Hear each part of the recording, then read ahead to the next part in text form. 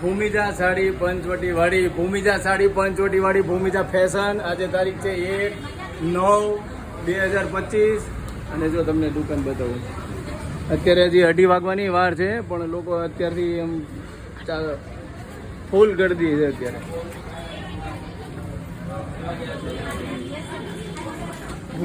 હું બોલવાનું નથી.